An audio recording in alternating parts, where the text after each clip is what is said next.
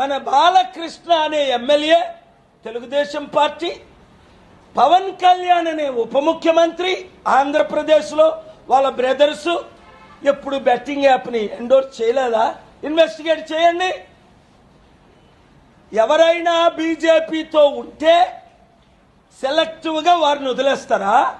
అంటే టీడీపీలో జనసేనలో మీరు కలిస్తే బీజేపీతో మీకు ఈడీ రైడ్లు ఉండవు, సిబిఐ రైడ్లు ఉండవు,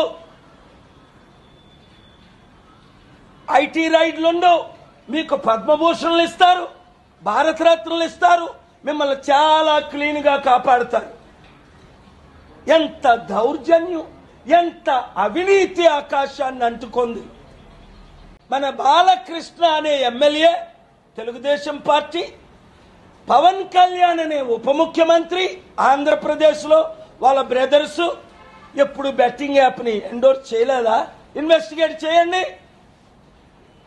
ఎవరైనా బీజేపీతో ఉంటే సెలెక్టివ్గా వారిని వదిలేస్తారా? అంటే టీడీపీలో జనసేనలో మీరు కలిస్తే బీజేపీతో మీకు ఈడీ రైడ్లు ఉండవు, సిబిఐ రైడ్లు ఉండవు, ఐటీ రైడ్లు ఉండవు, మీకు పద్మభూషణలు ఇస్తారు, భారతరత్నలు ఇస్తారు, మిమ్మల్ని చాలా క్లీన్గా కాపాడుతారు.